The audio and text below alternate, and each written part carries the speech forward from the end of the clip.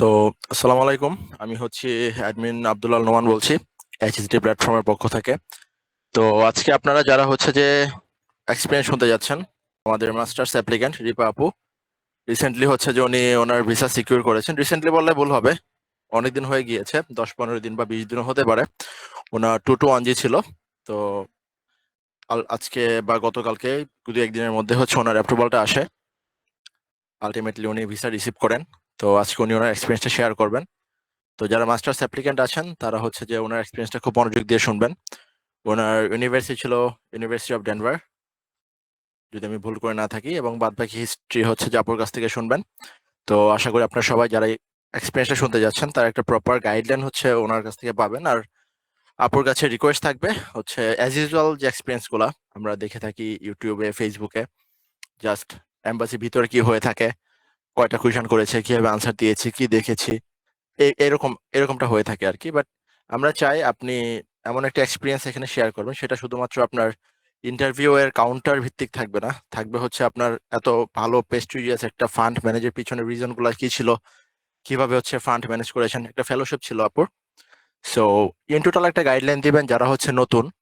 আর আমাদের যে একটা মটো আছে সেটা হচ্ছে যে প্রত্যেকটা অ্যাপ্লিক্যান্ট আমরা চাই নিজে নিজে অ্যাপ্লাই করবে, নিজে নিজে ফান্ড ম্যানেজ করবে, নিজের কাজগুলো নিজে করতে পারবে। তো এরকম একটা গাইডলাইন প্রদান করবেন যাতে করে হচ্ছে যে আপনার পরবর্তী জেনারেশন যারা আছে তারা যেন একটা নিজে নিজে যদি কিছু করতে চায়, নিজে নিজে যদি ফান্ড ম্যানেজ করতে চায়, বিশেষ করে যারা হচ্ছে সায়েন্স ব্যাকগ্রাউন্ডের না, ইঞ্জিনিয়ারিং ব্যাকগ্রাউন্ডের না, সেক্ষেত্রে তারা ফান্ড ম্যানেজ করতে অনেক বেশি সাফার করে আর কি। দেখা যায় অনেকে বলে যে কোনো ফান্ড নাই, এই সাবজেক্টে ফান্ড নাই, বাট দেখা যাচ্ছে এর ভিতর থেকে অনেকে ফান্ড ম্যানেজ করতেছে, বিভিন্ন ধরনের ফেলোশিপ ম্যানেজ করতেছেন, টিচিং অ্যাসিস্ট্যান্টশিপ ম্যানেজ করতেছেন, আলটিমেটলি একটা ভালো প্রেস্টিজিয়াস ফান্ড ম্যানেজ করতে পারতেছেন। সো একটা প্রপার গাইডলাইন এবং ইনস্ট্রাকশন থাকবে অ্যাজ এ সিনিয়র। আপনার জুনিয়র কমিউনিটি যেন আপনার এক্সপিরিয়েন্স শুনে এবং বুঝে তারা যেন উপকৃত হয়, এবং ইন টোটাল একটা সিনারিও যেন তারা বুঝতে পারে যে আসলে কখন কোন মুহূর্তে কি করা উচিত। সো আজকে এই আশা রেখে আপনার এক্সপিরিয়েন্স আমরা শুরু করতে যাচ্ছি, এবং হচ্ছে আপু আপনার এক্সপিরিয়েন্সটা আমরা রেকর্ড করতেছি যেন হচ্ছে যে পরবর্তীতে আমরা আমাদের এক্সপিরিয়েন্স গ্রুপে সেটা আপলোড করতে পারি। এই জন্য আপনার পারমিশন প্রয়োজন। রিপা আপু শুনতে পাচ্ছেন? হ্যাঁ, হ্যাঁ ভাইয়া, কোনো সমস্যা নাই। এই হচ্ছে বিষয়। তো রিপা আপু হচ্ছে এখন ওনার হোল জার্নিটা হচ্ছে আপনাদের সাথে শেয়ার করবে। আর আরেকটা বিষয় হচ্ছে উনি আমাদের একজন পরিচিত ভাই। ওই ভাইয়ের আহ, আহ, বোন বলি আর শালিকা বলি, যাই বলি, ওই ভাই আমাদের ওয়ান টু সেশনে ছিল, হিমাদ্রি ভাই। ওনার এক্সপিরিয়েন্স আপনারা অনেকেই শুনেছেন, ওনার এক্সপিরিয়েন্সটা অনেক বেশি পজিটিভ ছিল, অনেকে হচ্ছে উপকৃত হয়েছেন ওনার এক্সপিরিয়েন্সটা শুনে। আর উনি যাওয়ার পর হচ্ছে ওনার থ্রুতে হচ্ছে ওনার বোন, ওনার ওয়াইফ এবং ওনার বোন দুজনের ভিসা অ্যাপ্রুভড হয়। ওনারাও আমাদের সাথেই প্রিপারেশন নিয়েছেন। তো আমরা সব হিস্ট্রি শুনবো আপুর কাছ থেকে।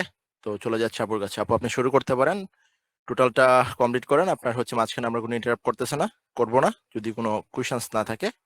আর কথা হচ্ছে শেষে, স্টার্ট করতে পারেন নাও। Okay, hello everyone. First of all, best wishes to all of you for your interviews. So to start with, আমি একটু আমার introductionটা দিয়ে start করি. So আমি Ripa Ghosh. I did my bachelor's from Asian University for Women back in 2023. My major was in economics এবং আমি minor করেছি development studies এবং finance. সো বেসিক্যালি আমার যে সাবজেক্টটা ছিল ডেভেলপমেন্ট স্টাডিজ বেসড একটা সাবজেক্ট আমি মাস্টার্স করতে চাচ্ছিলাম। অ্যান্ড এই সাবজেক্টগুলোতে যেটা দেখা যায় কি আসলে ফান্ডটা ম্যানেজ করাটা একটু টাফ, সহজে ওরকম ফান্ড পাওয়া যায় না। সো এবং ডিসিশনটাও আমি আসলে খুব নিতে পারছিলাম না বিকজ অফ ফান্ডিং এবং ভিসা সবকিছু মিলে। তো আমি একটু লেটে ডিসিশন নিয়েছিলাম, দেখ মেবি 2024 এর একদম লাস্টের দিকে এসে আই ডিসাইডেড যে আমি ইউএসএ যেতে চাই। তো যেহেতু অনেক দেরিতে আমি ডিসাইড করেছি, আমার হাতে ওরকম সময় ছিল না, এবং আরো একটা রিজন ছিল যেহেতু আমার সাবজেক্টে ফান্ড একটু কম থাকে, তো আমার আসলে অনেক দ্রুতই কাজ করা লেগেছিল। তো প্রথম কাজ আমি যেটা করেছি যে আমি কয়েকটি ইউনিভার্সিটি সিলেক্ট করেছি, ইউনিভার্সিটি প্রফেসর সিলেক্ট করেছি, এবং আমার মাথায় একটা জিনিসই ছিল যেহেতু ফান্ড কম আমাকে অনেক বেশি অ্যাপ্লাই করতে হবে। এই কথাটা মাথায় রেখে আমি মোটামুটি 9-10টা ইউনিভার্সিটি সিলেক্ট করি এবং প্রত্যেকটা ইউনিভার্সিটির প্রফেসরদেরকে রিচ আউট করা শুরু করি। এবং প্রফেসরদেরকে রিচ আউট করার আসলে একদম 1-2 সপ্তাহের মধ্যে আমি খুবই ডিপ্রেসড হয়ে যাই, কারণ সব প্রফেসরদের সেম রিপ্লাই যে এই সাবজেক্টে ওদের হাতে আসলে কোনো ফান্ড থাকে না, আমি অ্যাপ্লাই করব, দেন সেন্ট্রালি ওরা যদি আমাকে কোনো ফান্ড দিতে চায় তখন প্রফেসররা আমার সাথে কথা বলতে রাজি হবে, বাট ফার্স্টে আমার অ্যাপ্লিকেশন অ্যাকসেপ্ট হতে হবে, দেন সেন্ট্রালি ওরা হচ্ছে আমাকে ফান্ড করে। তো আমি আগে দেখে এসেছি আমার পরিচিত যারা ছিল স্টেম ব্যাকগ্রাউন্ড থেকে, বেসিক্যালি সবারই হচ্ছে ফান্ডটা প্রফেসর থেকে ম্যানেজ হয়ে যেত বেশিরভাগ ক্ষেত্রেই। তারপর ওরা অ্যাপ্লাই করতো এবং অ্যাপ্লিকেশন অ্যাকসেপ্টেড হতো। সো মোটামুটি আমি একটা রিস্ক নিয়ে আসলে 9টা ইউনিভার্সিটিতে অ্যাপ্লাই করি এবং আমি চেষ্টা করি আমার অ্যাপ্লিকেশনটা একটু তাড়াতাড়ি শেষ করার। যদিও সেটা সম্ভব হয় না, আমার প্ল্যান ছিল ডিসেম্বরের মধ্যে শেষ করে ফেলবো আমি 2024-এ, বাট আমার কিছু কিছু অ্যাপ্লিকেশন আমি ইভেন ফেব্রুয়ারিতেও সাবমিট করেছি। তো ইন টোটাল আমি 9টা ইউনিভার্সিটিতে অ্যাপ্লাই করি এবং আমার মোটামুটি 8টা ইউনিভার্সিটি থেকে অ্যাপ্লিকেশন অ্যাকসেপ্টেড হয় এবং 8টার মধ্যে আমাকে 3টা ইউনিভার্সিটি হচ্ছে ফান্ড অফার করে।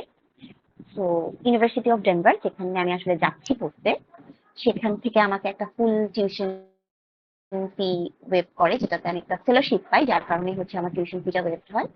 এছাড়া আমি ইউনিভার্সিটি অফ নর্থ টেক্সাস থেকেও একটা টিচিং অ্যাসিস্ট্যান্টশিপ পেয়েছিলাম।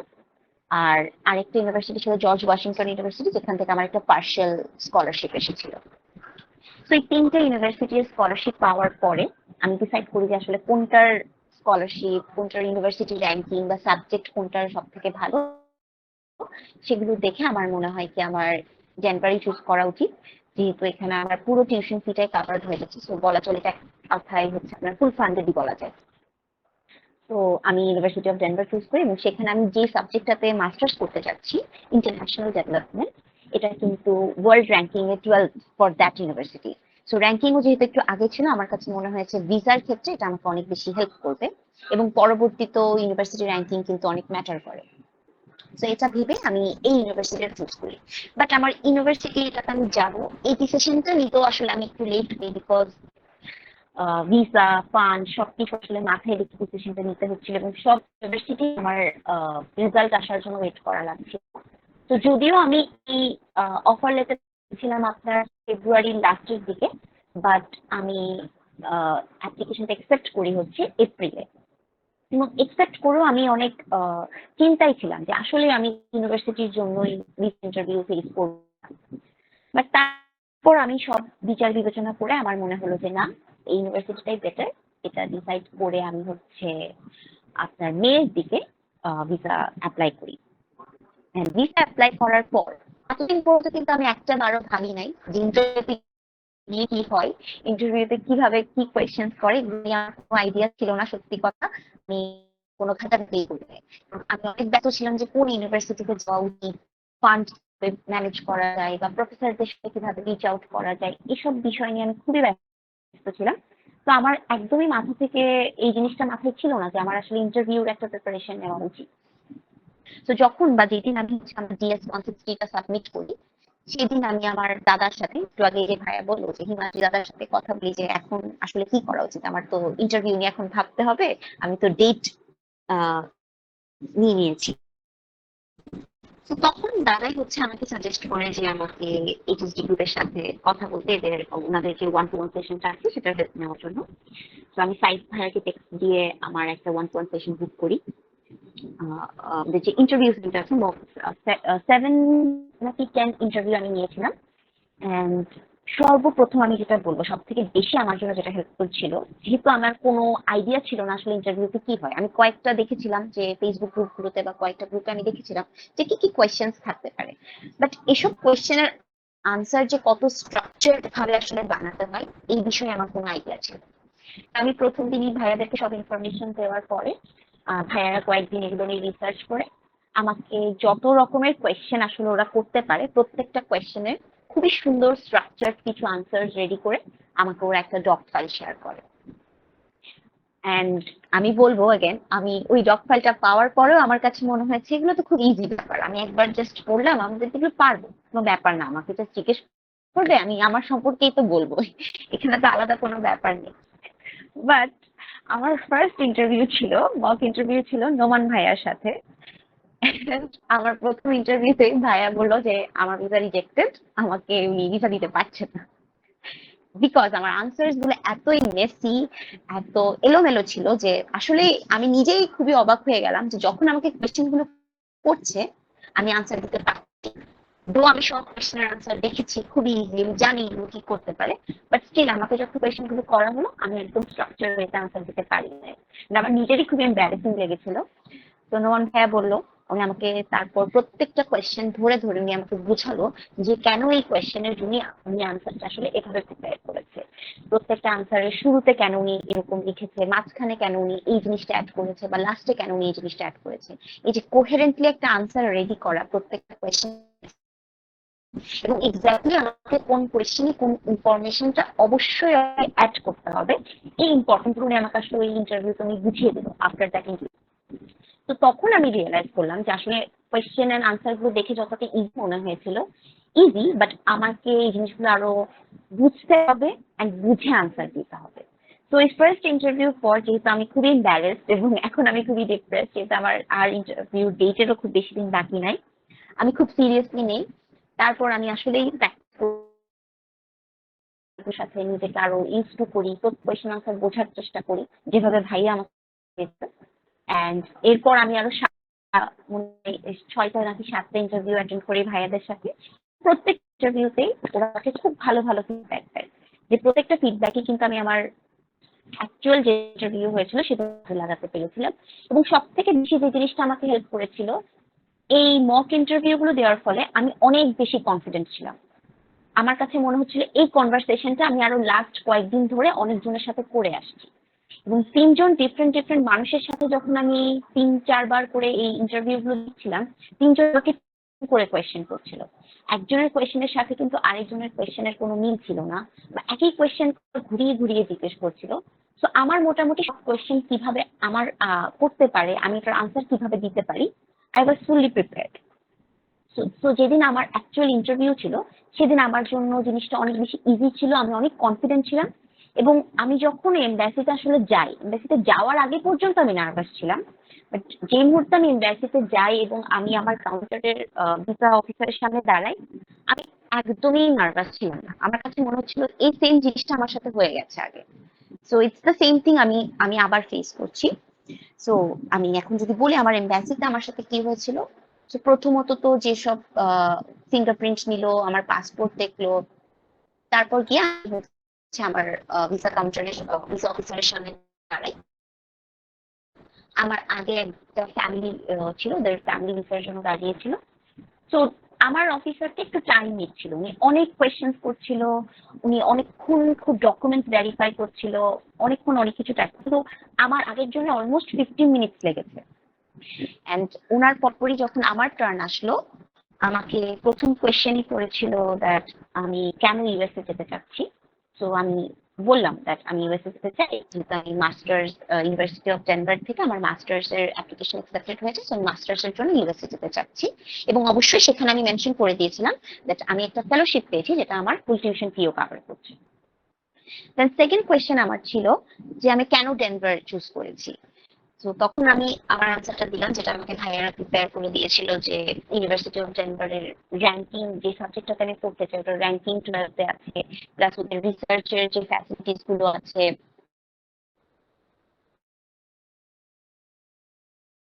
আমি ওখান থেকে একটা সি ফেলোশিপ পেয়েছি, যার কারণে আমার ফুল টিউশন ফিও কভার হয়ে যাচ্ছে, যেটা কিনা আমার ফাইন্যান্সিয়াল বার্ডেনটা পুরোপুরি নামিয়ে দিচ্ছে, যেটা একটা one of the most important reason for choosing university of Denver. এছাড়াও হচ্ছে আমি কিছু প্রফেসরের সাথে ওখানে কথা বলেছি, যাদের সাথে আমার রিসার্চ ইন্টারেস্ট ডেভেলপ করেছে। তো আমি এতটুকু বলতে কিন্তু উনি আমাকে থামিয়ে দিল। উনি আমাকে বললো যে তুমি যে সি ফেলোশিপটা পেয়েছো এটা তুমি কিভাবে সিকিউর করেছো। তো তখন আমি বললাম, আবার যেহেতু আমি সেন্ট্রালি অ্যাপ্লাই করেছিলাম, আমার একাডেমিক এক্সেলেন্স এবং আমার এক্সপিরিয়েন্সের উপর ভিত্তি করে ওরা আমাকে এই ফেলোশিপটা অফার করেছিল।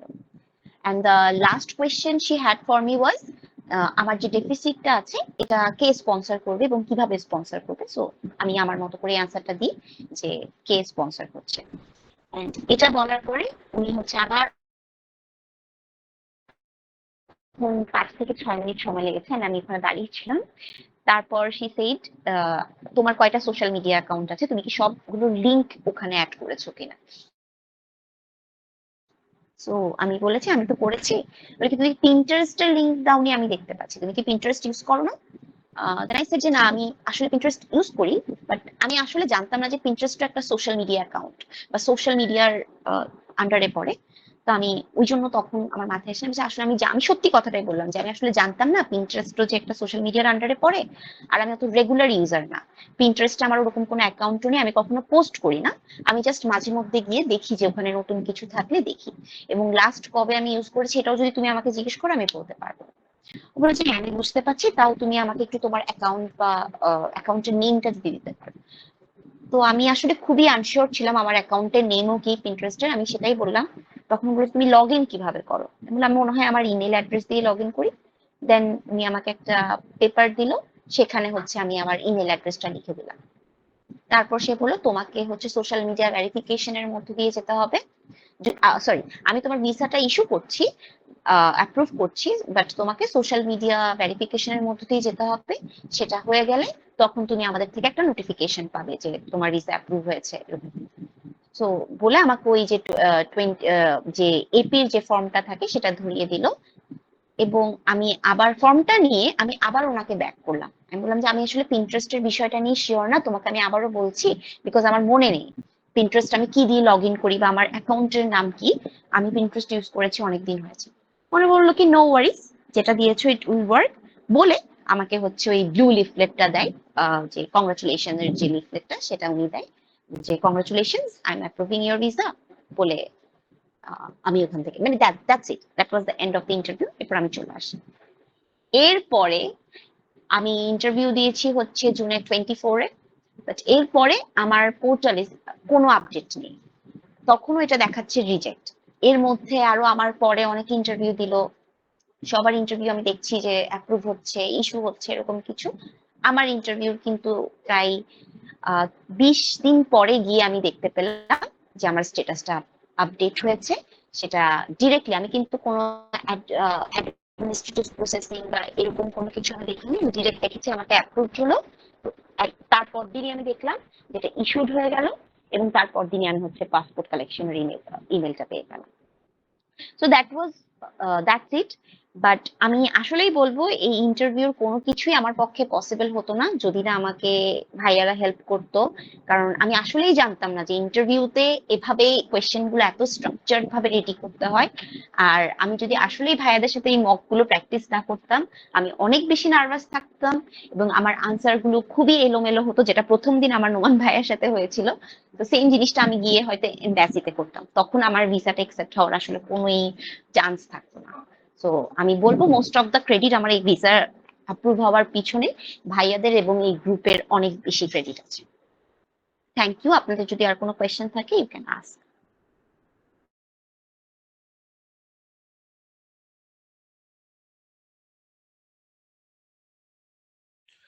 তো এতক্ষণ যারা আমাদের সাথে ছিলেন তারা হচ্ছে শুনতে বললেন রিপাপুর ভিসার এক্সপিরিয়েন্স। তো সব থেকে বড় কথা হচ্ছে যেটা রিপাপু, ওনার ব্যাকগ্রাউন্ড, ওনার একাডেমিক যে কোয়ালিফিকেশন সবকিছুই টপ নচ ছিল এবং ওনার ডেডিকেশন লেভেল ছিল অনেক বেশি।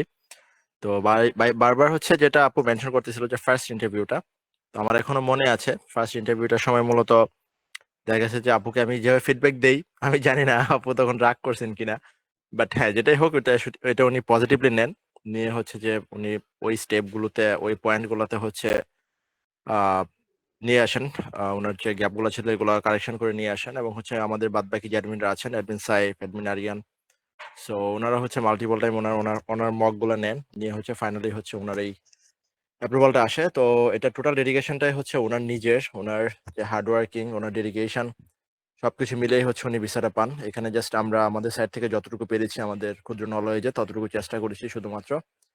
সো এই হচ্ছে বিষয়। তো অ্যাজ ইউজুয়াল আমরা একটা কথাই বলবো আপুকে, যে আপনি ইউএসতে যাচ্ছেন, যেটা পার্সোনালি আমি রিকোয়েস্ট করি যে আপনি যেভাবে আপনার ফান্ডটা ম্যানেজ করেছেন এত কষ্ট করে, এত স্ট্রাগল করে, এই ব্যাকগ্রাউন্ড থেকে ডেফিনেটলি আপনাকে কোনো প্রফেসর ফান্ড দিয়েছে সেন্ট্রালি হোক বা প্রফেসর রিচ করেই হোক, তো আপনি যেহেতু একটা ভালো সাবজেক্টে যাচ্ছেন, বড় একটা স্কলারশিপ পেয়েছেন, তো ডেফিনেটলি আপনি সেখানে পড়াশোনা কমপ্লিট করবেন এবং ভবিষ্যতে যেহেতু আপনি অনেক বেশি প্যাশনেট, সো অবশ্যই আপনি একদিনে অনেক ভালো পজিশনে থাকবেন, তখন আপনার হয়তো বা আপনার হাতে সুযোগ থাকবে 5টা স্টুডেন্টকে ফান্ড দেওয়ার মতো। সো সেক্ষেত্রে আমি বরাবরের মতো রিকোয়েস্ট করব আমাদের বাঙালি স্টুডেন্টস যারা আছেন আপনার মতো, যারা হচ্ছে ভবিষ্যতে ফান্ড নিয়ে স্ট্রাগল করবে, অনেকের ফাইন্যান্সিয়াল প্রবলেম থাকে, অনেকের জাস্ট ভিসা অ্যাপ্রুভের জন্য হচ্ছে ফান্ড ম্যানেজার ট্রাই করে, অনেকের অনেক ধরনের প্রেক্ষাপট থাকে, তো যেটাই হোক, অন্যান্য কান্ট্রির মতো লাইক ইন্ডিয়া, অন্যান্য কান্ট্রির যে ব্যাপার স্যাপারগুলো, ওদের নেটওয়ার্ক অনেক স্ট্রং, ওদের কমিউনিটি, ওদের অ্যালুমনাই অনেক স্ট্রং।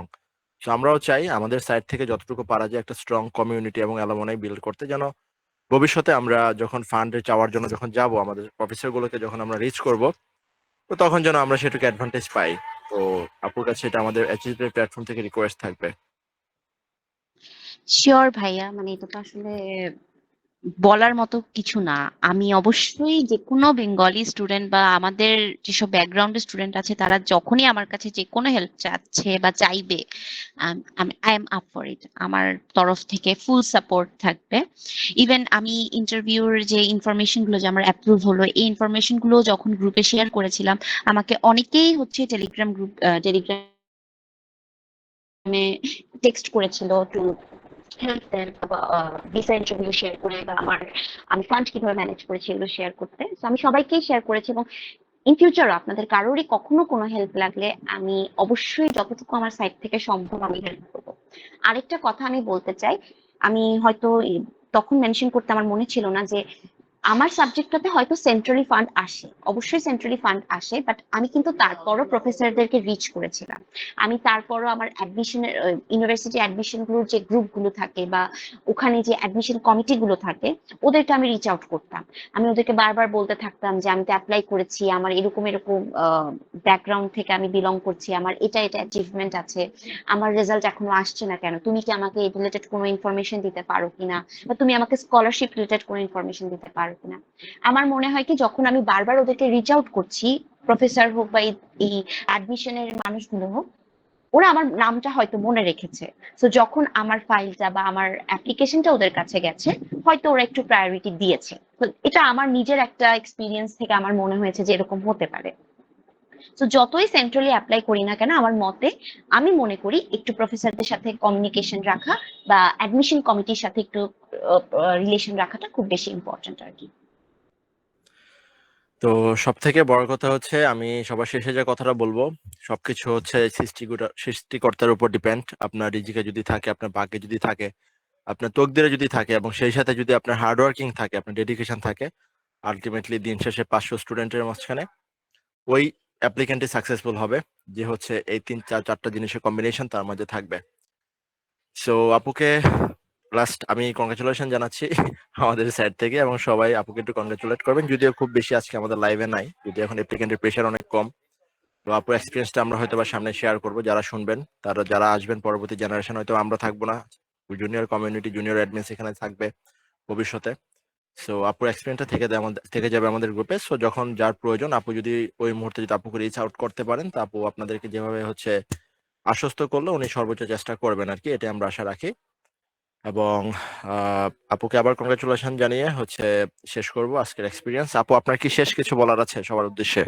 না না ভাইয়া, থ্যাংক ইউ। সবাইকে আমার best wishes, best of luck. And সবারই আমি আমার মন থেকে সবার জন্য প্রে করছি যেন সবারটাই ভিসা অ্যাপ্রুভ হয়ে যায়, সবাই যেই যার গন্তব্যে পৌঁছাতে পারে। That's all. এবং ভাইয়াদেরকে অনেক অনেক থ্যাংক ইউ। আপনাদের প্রতি আমার কারোর প্রতি কোনো রাগ নাই। নোমান ভাইয়া, আপনি প্রথম ইন্টারভিউতে যদি আমাকে এভাবে না বলতেন, আমি শিওর কিন্তু আমার প্রিপারেশন অনেক খারাপ থাকতো। এটা আমি লিখে আমি দিতে পারবো। আমাকে যদি আমি এভাবে না বলতো, আমি কখনো আমি প্রিপারেশন নিতাম না। আমি পার্সোনালি সাহেব ভাইয়ের সাথে কথা বলছিলাম যে ভাই, আমি তো আসলে রিপাপুর ইন্টারভিউটা নিলাম ফার্স্ট টাইম, তো আমি যে ফিডব্যাক দিলাম উনি কি পজিটিভলি নিলো নাকি রাগ করলো আসলে আমি জানি না।